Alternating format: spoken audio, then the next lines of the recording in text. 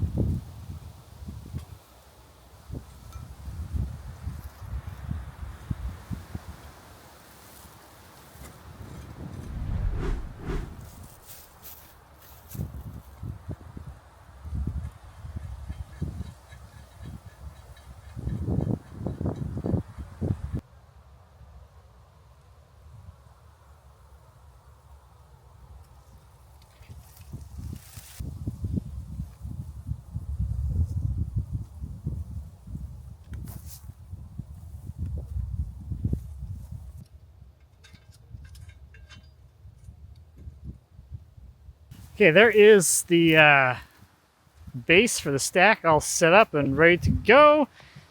Now we got to see if we can snake this log in these trees and get the forks back out.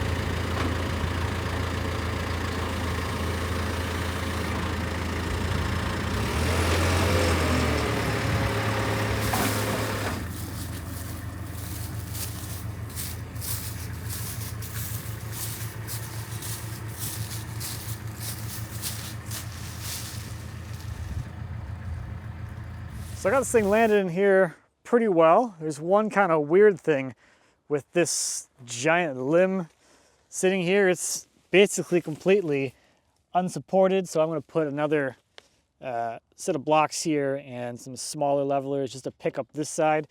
Otherwise, over time, this is just going to droop. Okay, there is that one, kind of picking up the weight from that crotch limb there. When I set the base, I want them to be as flat and uniform as possible, because whatever surface these things lay on, that's the shape that they will conform to. They're basically like big lasagna noodles at this point. Whatever position they're in when they dry, that's the position they're going to stay in. I'll have a video out in a few weeks that shows what happens if you don't do that and you end up with a potato chip for your lasagna noodle. I had that happen where I left a log out that conformed to a twist in the ground, and we're gonna try steam bending them into flat. So I guess steam flattening, because they're already bent. We wanna undo the bend. This area I have these two stacks sitting in is gonna work out really nicely for drying. The tree coverage provides a lot of shade, so that's gonna help to protect the surface of the wood from UV and from the sun drying out just like the surface faster than the core, which will help to sort of even out the drying process. And that's really the core of the idea with drying this stuff, is to have a uniform and even drying process that doesn't go too quickly.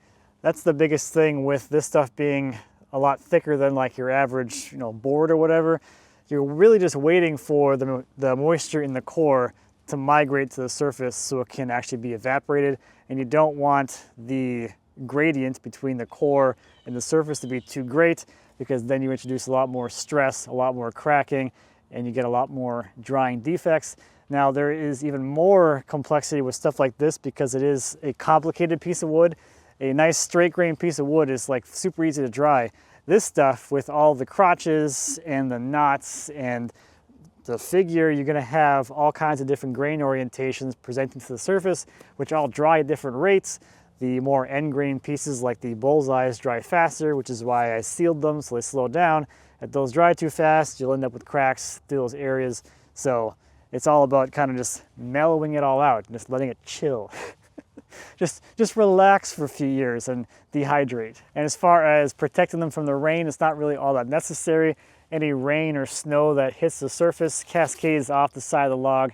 It's like its own little built-in roof, and it works out really well.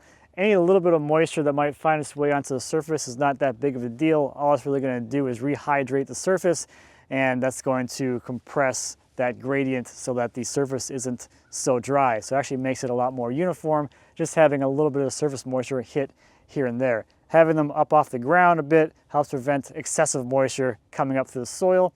And one question that I always get about the levelers and the bases is that, don't they move?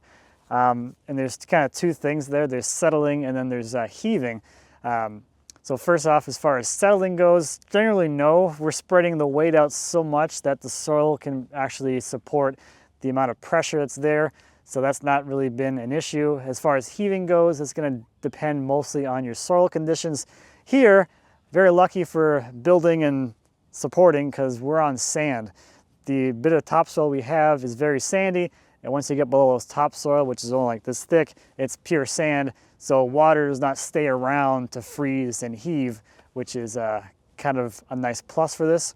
The other thing to consider too is that this stack is shedding moisture to the outside, so really a lot of the soil directly underneath the log doesn't get much moisture landing on it because it's actually shielded from rain and snow and everything. It's all getting shed to the outside line of the foundation blocks. I've been drying stuff like this for over 10 years now. It makes for a really nice uniform product that has very low stress and is just an absolute dream to work with.